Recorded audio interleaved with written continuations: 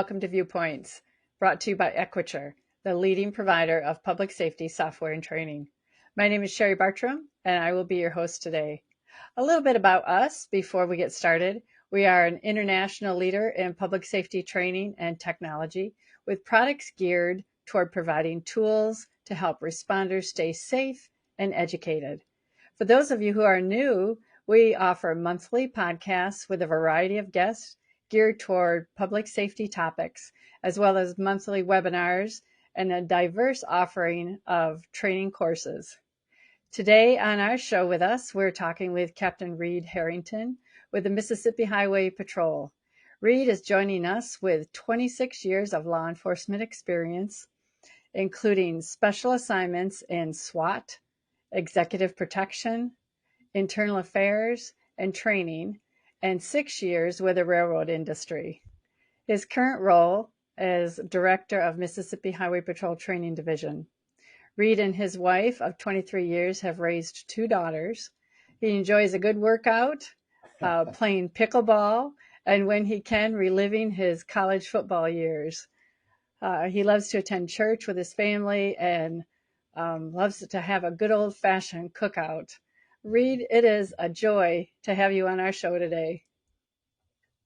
Sherry, thank you for inviting me. I look forward to this. And that was very descriptive of me, and thank you for the kind words. But yes, I'm glad to help and assist. I'm not really sure what pickleball is. Oh, well, we could have a whole 30-minute segment on just pickleball if you'd like. We can just forget all about this, but I can just talk about pickleball because it's my life right now other than this job. So, yeah. Okay. I'll have to look that up then. Today, we're going to be discussing 2 topics that are critical across all disciplines in public safety, officer safety and training. And I know Captain Harrington feels pretty strongly about the topic, as well as I do. I can call you Reed? Absolutely, please.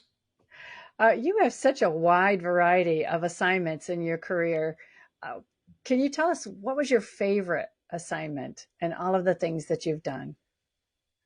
Well, I enjoyed all of them, but training is where my heart is, Sherry. This is actually my second stint in the Mississippi Highway Patrol Training Division. Obviously, it's my first time as a director. I started out as a drill instructor, worked my way up, and then I got promoted to internal. First of all, I got promoted to executive protection under Governor Haley Barbour. And then I left the Highway Patrol for 6 years and went to go work for CN Railroad.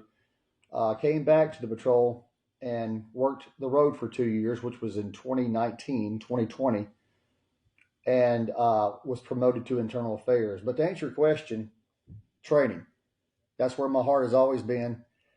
I remember being a cadet and running around these facilities and just enjoying. I was probably one of the very few that actually enjoyed the training because it's very hard, very rigorous. But I remember as a young man thinking, one of these days I'm going to work out here. One of these days I'm going to run this place. And thanks to God and a lot of breaks, that happened. So training. Yeah, and there you are. Training really can make or break your whole career. Oh, absolutely. You can ask any Fortune 500 company what are the 2 most important aspects of the foundation of their company. They're going to say their public relations and their training. They must have a good image, and to have a good image, you got to have good employees that know how to do the job and do the job correctly and have pride in their job. So those 2 fundamentals are paramount with anything. I don't care if it's Coca-Cola or Xerox or whoever it may be, or the Mississippi Highway Patrol. If you don't have those 2 things as your base, it's not going to be very good. Well, so you love training, and I understand that. I'm right there with you. When you think back to all the training you received, what training do you think had the most significant impact on you as a person and as an officer? When I was a cadet, we call them MHP cadets. When I was an MHP cadet in 1998, um, fortunately, I came from a very good family. I had a whole family. I had a father that was very kind. He had a very white collared job, and my mother also white collared. So I was somewhat privileged, but my dad was hard on us. I had two older brothers, and he made us work like mules. Nothing was given, uh, but I never really thought about the criminal element. I knew that law enforcement was something that I wanted to get into, but as far as I hear cadets all the time saying that the reason they're in law enforcement because they were inspired by something negative in their life. I didn't have that. So when I got to patrol school, um, these TAC officers, training officers, they instilled things like attention to detail. Notice everything. When you walk into a room, how many people are in the room? Where are the exits, egress, degress? How many people are behind the counter at a convenience store? Is there someone in the bathroom? Just always paying attention. When you're in your vehicle, you're in a uniform, you're in a uniformed car. Be mindful of where you park. So attention to detail was something that was instilled in us day one. Uh, our appearance, that we need to stay trim, fit, that our uniform needs to be impeccable, our boots need to be polished, that our gig line needs to be squared away, no stains, no food stains on your uniform. Just make sure that you look professional. And most of all, Sherry, is that you need to realize that you are a servant. You're here to serve, not to be served. So I remember as a young man, they instilled that in me as a cadet going, you're going to go out there and you're going to deal with the general public every day, every day. It may be getting gas or it may be working in a traffic crash, but you're out there to serve.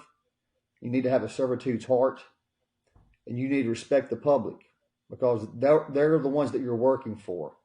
So some of those things that were instilled in me 26 years ago, I still hold those dear to my heart. I still wake up every day hoping and praying that I get to serve someone and put someone in a better position. Right now, I have 38 cadets from all parts of the state. Yes, I'm the boss, but I don't go in thinking, serve me, make me happy.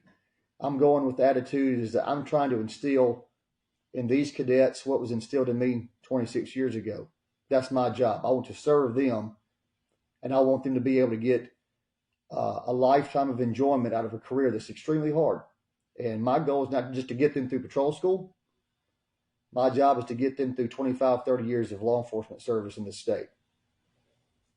That's an incredible goal. What a difference. What a difference you're making. Thank you. Um, Taking that, so you said in the middle of working with the highway patrol, you worked with the railroad industry. What did you take from the highway patrol to the railroad industry, or vice versa? What did you take from the railroad industry back? I'm assuming they're, and maybe you can enlighten us, are they completely different kind of jobs, or um, because training and officer safety is paramount. Were you able to take those things from one job to the other? That's actually a very good question. I'm glad you asked me that, Sherry, because yes, there was a vast difference when I left the state highway patrol versus working for the railroad industry. It's a corporation. One of the things that I took with me, or the things that I spoke of earlier, but the training was inadequate. They were just pretty much, and this is before your husband and my friend were there, but we just found out that they were just checking the boxes when it came to continuing education, going out there and shooting stagnant targets, not moving and shooting. Just like I said, just checking the box. So when I got my feet wet, I took over the training division for CN Railroad, this division, and we did a lot of moving and shooting. We did tourniquet training. That's pretty important when you're working with, locomotives and all that type of heavy machinery. Not necessarily for yourself, but another railroad employee that you may have to respond to and have to put some type of tourniquet on a severed arm or leg. So we implemented tourniquet training and defensive tactics and air weaponry. Your husband and I, Roger, we were instrumental in getting new technology and weapons. They were still, in my opinion, there is antiquated things that they were doing, and their equipment was not up to par. So when they found out that I was a training instructor for the Mississippi Highway Patrol, they pretty much pushed me in that direction, because a lot of these guys, this is all they've ever done was railroad police, and it's more of a corporate policing, and corporate policing is a lot different than going out here and serving your community. And there's a lot of, and when you have to answer to individuals that do not understand law enforcement, that's a lot more difficult, because my bosses are all state troopers. So that was one thing that was very difficult, that having to articulate why we need certain things, why we need to train the way we need to train. But they bought in. I was successful. And that's one thing I'm proud of, even though I'm not there. I implemented different training for the railroad police, and they're still using it today. What I learned from the railroad that I brought to the Highway Patrol is that corporate mentality. There's a lot of things that, there's checks and balances. A corporation like the railroad, obviously they're very they're well known all over the world, right? So that they've been doing this for a long time. So there's proof in the pudding that they know what they're doing. I remember taking leadership classes at the railroad that really pertain to anything. And I actually have implemented those in some of my training about leadership. Now, leaders aren't always vocal. Sometimes they're just the ones that are always doing the right thing, but they're always the one that's always going to give you the best effort. If you ask someone to do that, if you ask someone, excuse me, I screwed up. If you ask somebody if they're a leader and they say no, then they're probably cutting themselves short. But they're probably being humble. But I'm screwing up now, Sherry. I've lost my train of thought. Okay. Let me start over. Things that I learned from the railroad that I've brought back with me to the Highway Patrol was the corporate way of doing things. The Highway Patrol is very structured. They have a certain way they do things, and I still do what they want me to do, but I also add a little bit of what I learned at the railroad. It was very successful when I was there as a special agent for the railroad, and it's helped me now. Report writing. Report writing is very important for any job that someone may have, but specifically in law enforcement, you got to be very detailed. You have to realize whatever you write and send to whomever, that can go to the Mississippi Supreme Court, can go to the United States Supreme Court. So I learned that at the railroad. You put something in an email, and this thing keeps getting pushed up. You need to make sure that you represent yourself and your agency, and that situation, my company, in a good light. And so every time I'm in like this situation here, I'm representing the Mississippi Highway Patrol. I want to make sure that I put my best foot forward and don't just take things haphazardly. So they did teach me that, and so it has actually benefited me well so far. You mentioned training, or you mentioned report writing, and I've found that really interesting. I don't know how much training people really get in report writing, and dispatchers. How much training do you really get putting in CAD notes, and the importance of that when you talked about how it can go all the way up to Supreme Court. Your report that you didn't think was that important, or, from a dispatcher perspective, the CAD notes that they threw in there really fast. Those are so critical. Absolutely. So here at MHP Patrol School, I have TAC officers. I have 13 TAC officers that actually are the trainers for these 38 cadets. We started out with 74. After 7 weeks, we have 38. So our attrition rate is very high. We have what we call contact forms, good or bad. So if you see a cadet that has had an infraction, I told these TAC officers that I wanted to be very detailed, what time, what location, obviously the infraction, but be very detailed. And put that into their file, make copies of it, and make copies for yourself. So these TAC officers, if they ever get called about a specific cadet and the powers to be are asking questions, they can always go back and refer. So even though I write all these different types of contact forms or emails that may go to my boss, I always keep a little file just in case I get questioned on it or they want for me to go in more detail. I'll have that. So again, that's one thing I did learn at the railroad was, the details matter, and make sure that you have good, clean copies of your notes, that you can articulate exactly what happened. So there's no gray area, because gray area in law enforcement is not very good at all. I mean, you're going to be in trouble in law enforcement. Yeah. Now the violator can be, somewhat, in the middle, but as far as law enforcement officers, we have to be 100%.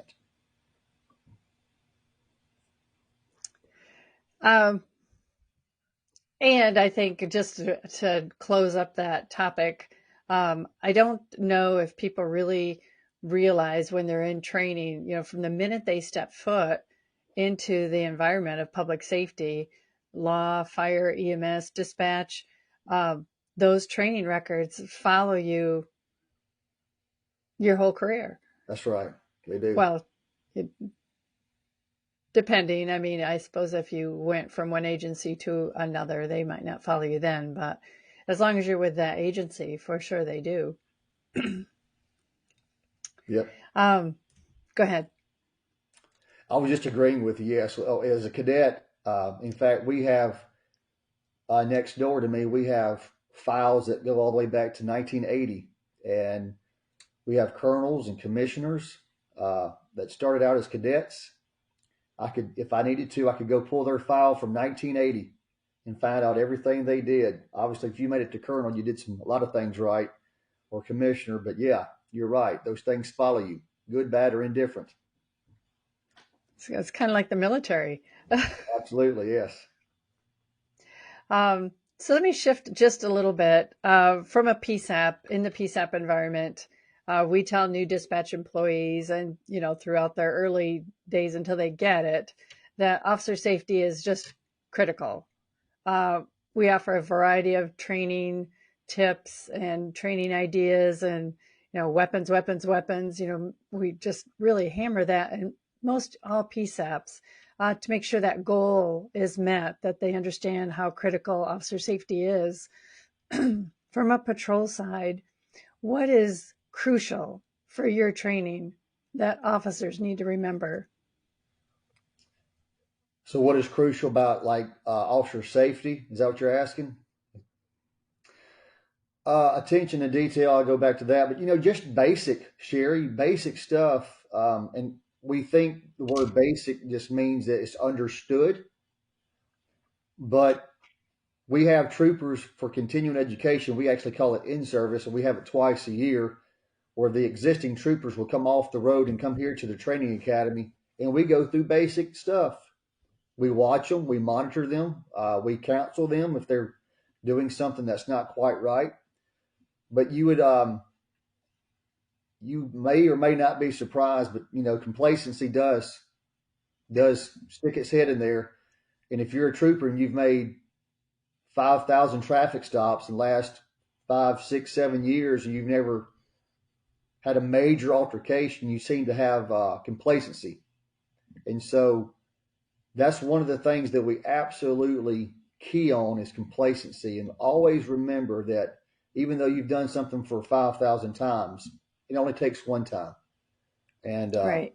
that's probably what I face as far as a training director is to get that mindset of complacency out. We're just going to go with basics and then build from there. So, um, you spend a lot of time with officers and cadets. Yes.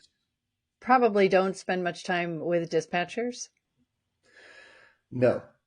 We do have Okay. a block of instruction that all the dispatchers, well, let me back up. All the DPS, Mississippi DPS dispatchers come for continuing education, but I'm not a part of that. No.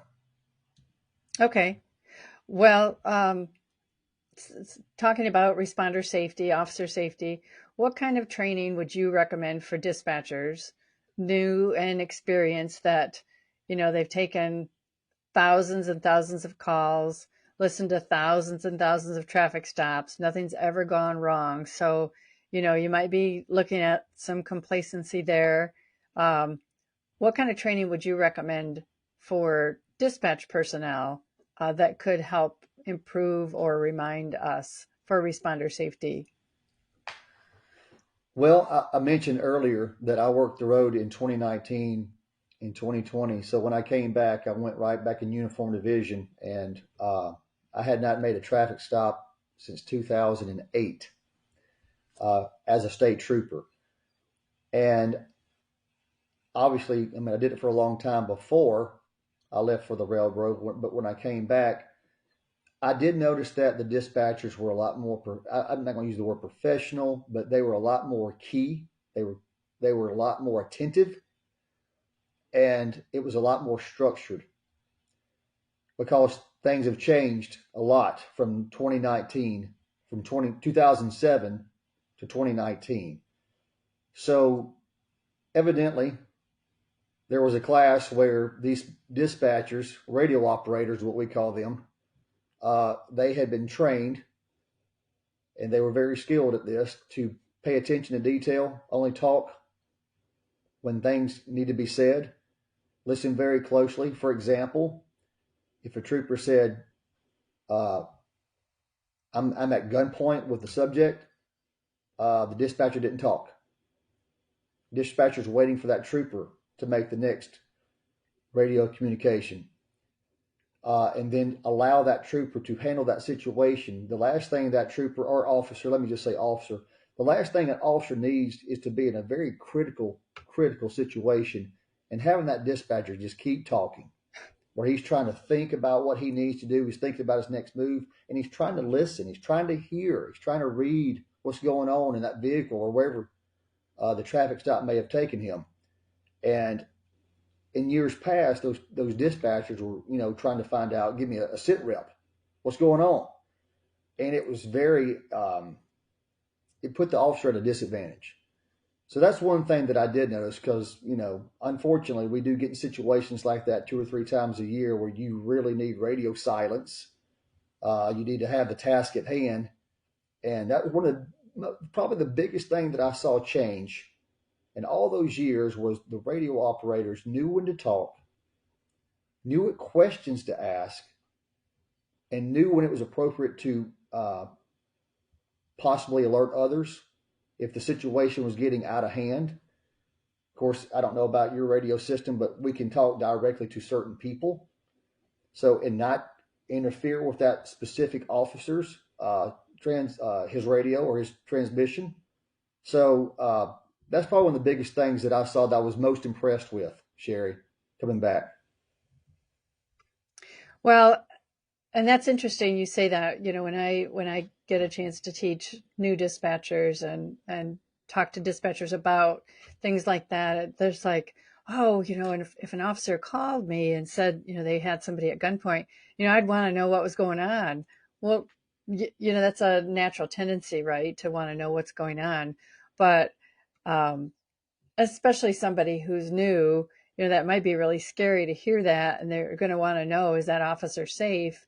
But explaining to a dispatcher, uh, you're in a safe environment, you're in an enclosed room sitting in front of a radio, you've got to let them talk because they're out there and they have to process information very quickly because they've got a situation that's changing, by the second, and just trying to get that through to them.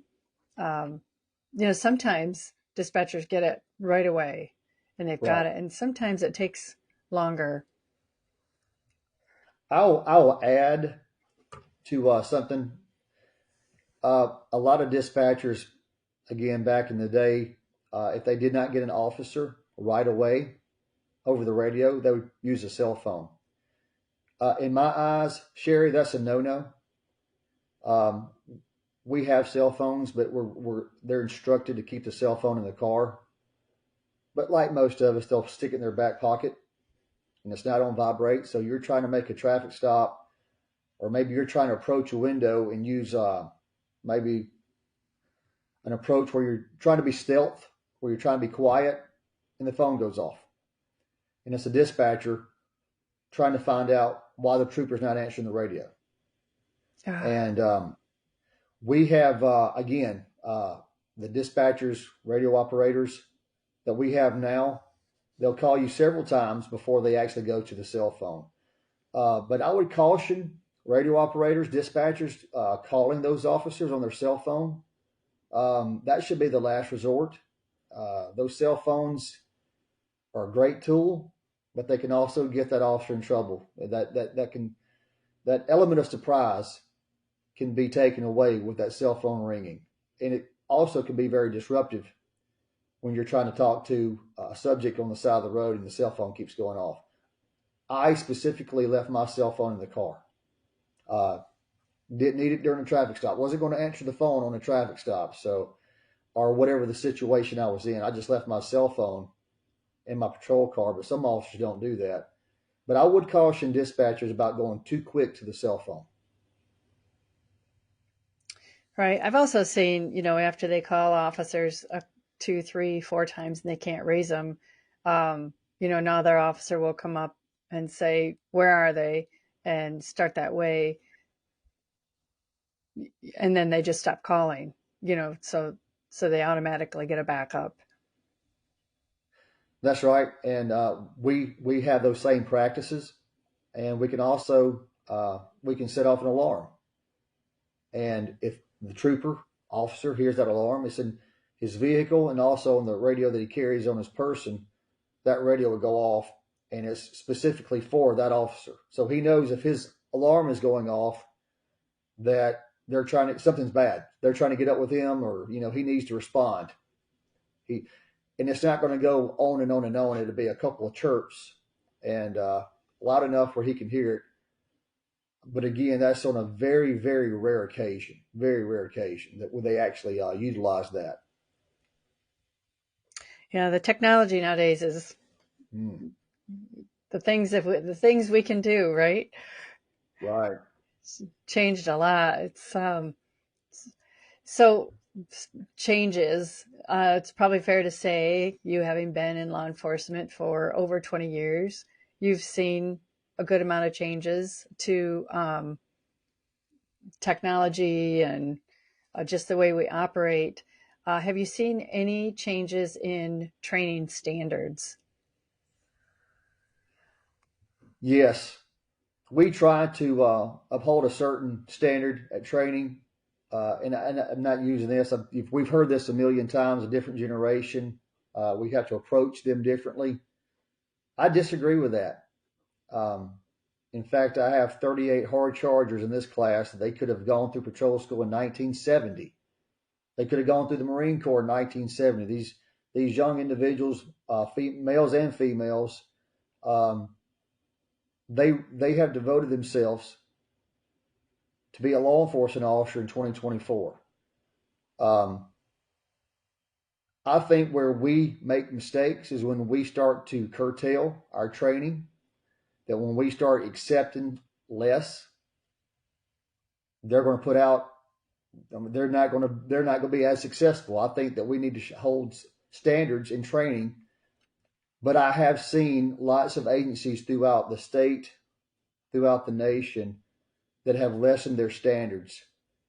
And what you see is a large turnover. Their attrition rate, their retainment at their agencies is terrible because things that were not noticed or corrected during training are exacerbated when they get out and start working. So I believe, in my opinion, we can get that at the very beginning, and that starts with training. But I have seen large agencies. I don't want to use the word soften. That's a little harsh. They've taken some things off. They put some restraints on training, and when the world is getting worse by the day, the last thing that we need to do is make training easier. Training is not supposed to be easy. It's supposed to be difficult.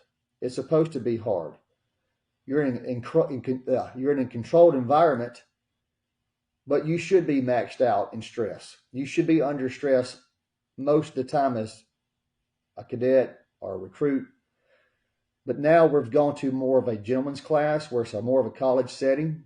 And I think that's a disadvantage for law enforcement. I think that, in my opinion, Sherry, that's a mistake.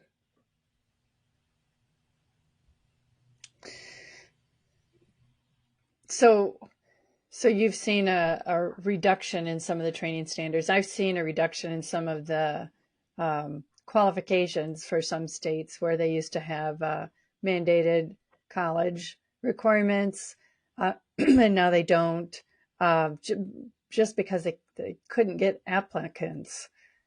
Right. There's not as many people were wanting to be police officers. But what kind of training standard do you wish they had? If they could have a training standard, what do you wish there was more of?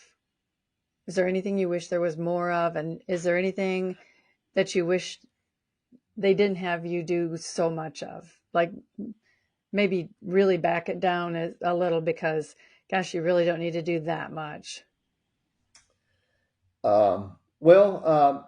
There's several things.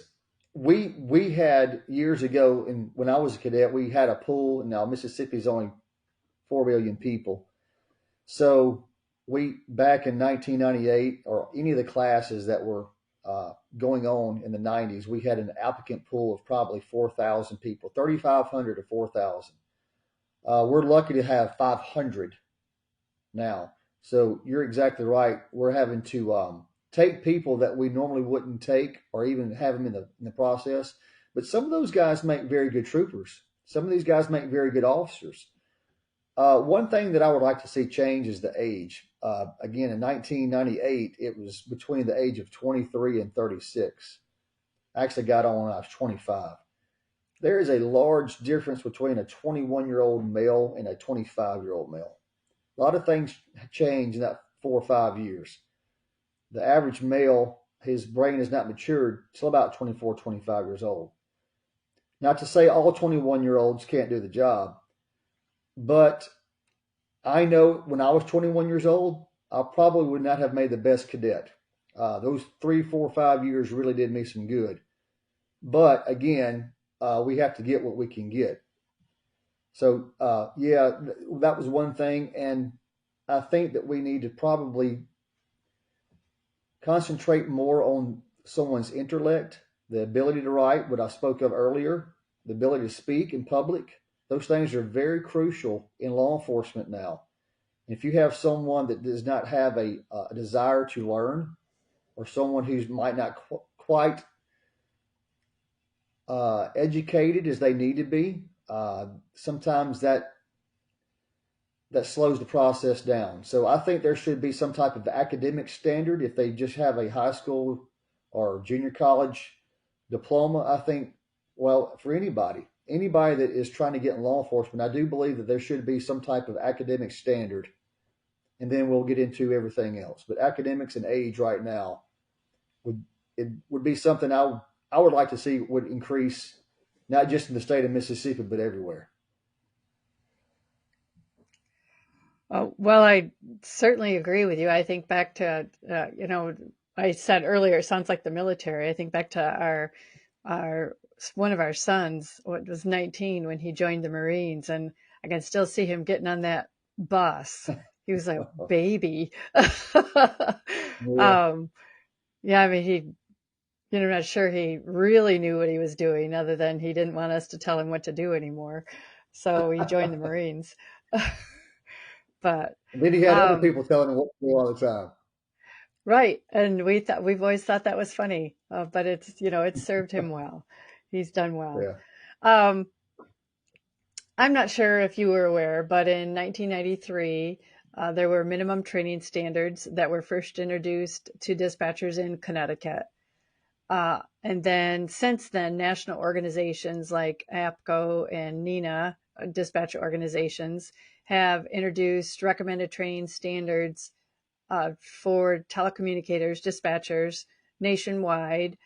Many of those recommendations have been adopted, uh, some form or other. Some states have just taken them as they are and adopted them into minimum training standards for that state.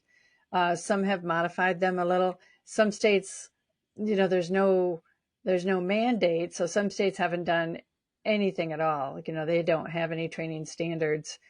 Um, do you feel that we should have mandatory training standards for public safety, police, fire, dispatch across state lines for consistency purposes? Absolutely, yes. The answer is yes, absolutely. Training is never going to hurt anybody. Being well trained and well rehearsed in whatever you do, absolutely. And having a nationwide, that only makes sense. It really makes sense. But yes, I know that our dispatchers, radio operators are trained annually or biannually. I don't know exactly. I'm sorry, I don't know which one they actually get their information from. But yes, I think it would be beneficial for all 50 states to be uniformed in how they respond to certain situations. Um, and I think there should probably be some type of curriculum out there, and that curriculum should probably be assessed when you're getting a new radio operator, you're getting a new dispatcher. I think they should be able to go to these classes and pass some of these classes. You get your foot in the door, you realize what you're getting into. Again, you're getting uniformed, and you can find out what type of employee that you're about to hire. So it's kind of a process that you could go through, and you can vet a new employee. Okay, I don't disagree with you. Moving from one state to another, uh, you don't really know until you do that training dispatch centers, police departments run differently across the nation. Uh, so that's a quite an eye-opening experience. All right. Well, Reed, I always like to look for, teachable moments. Your whole career, you've really enjoyed teaching and training and officer safety issues. Is there anything you can share with our audience that, if there was just one thing you wish they would take away and hold it dear, what would that be? The cadets, one thing they take away, is that what you're asking? No, for our audience here today. Oh, I'm sorry. Yes, absolutely. Again, law enforcement, when I say law enforcement, I'm absolutely including radio operators and dispatchers. And let me say this, Sherry, uh, much respect, much respect for radio operators. They have an extremely stressful job. Every dispatcher is the bloodline to every officer out there. We obviously could not do our job, but a proficient radio operator makes our job so much easier. A professional radio operator that understands the magnitude of every situation is invaluable. Invaluable. And so when you're getting in this occupation, you need to know that everybody that's with this agency is critical and very integral. And it really, if you want to be honest, it starts with the dispatcher. They're the one that receives the call. They need to find out exactly what they're about to send that officer to. They need to get all the details. So they truly are that lifeline, that source that officer needs. That officer needs to be mentally prepared before he goes to whatever he's being dispatched to. And a good dispatcher, a very good dispatcher that cares, can absolutely save a life, even though it's through just voice or maybe even typing. But given descriptive information and being calm and learning that officer or their officers is absolutely critical to everyone's safety. And I'll also add, when you have the general public calling and getting information or they're telling the dispatch that something has happened, these dispatchers need to listen and be polite and courteous, because they're not calling to say, hey, it's my birthday. These people, these general public, they're calling because the worst situation in their life has just happened, or they just witnessed something very horrific. And they might not know the words to use. They might not know how to act. They might not know exactly what to do. But a good dispatcher can calm them down, get the information, glean that information, and be able to put it in context so they can give that information to that officer. And that is a very, very hard job. I realized that is very, very hard. But again, you're going back to training.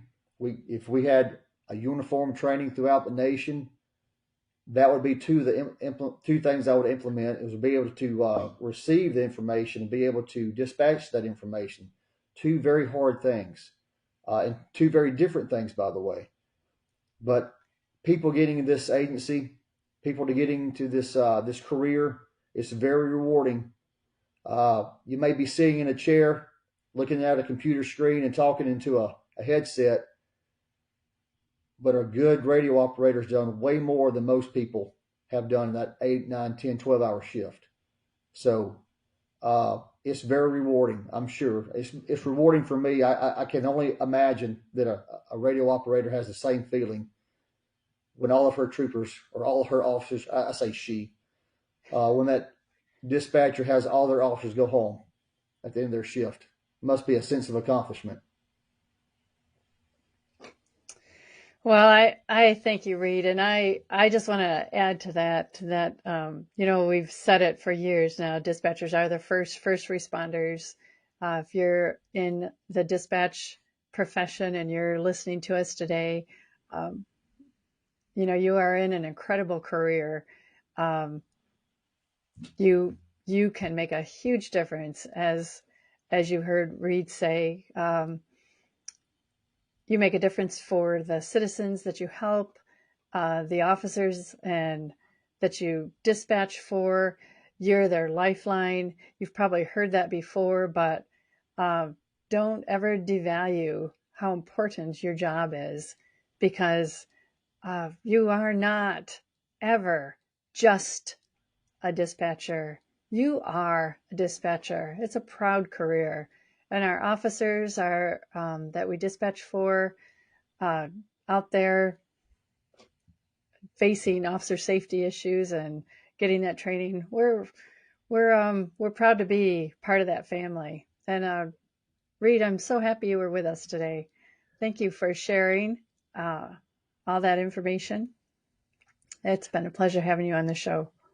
Again, thank you, Sherry, for allowing me to do this, and all those dispatchers and radio operators out there. Thank you for your commitment. And again, we couldn't do it without you. And I hope that you're encouraged by this video, because again, These officers love you and they need you and they care about you too. All right. Thank you. Have a great Yes, day. ma'am. You too.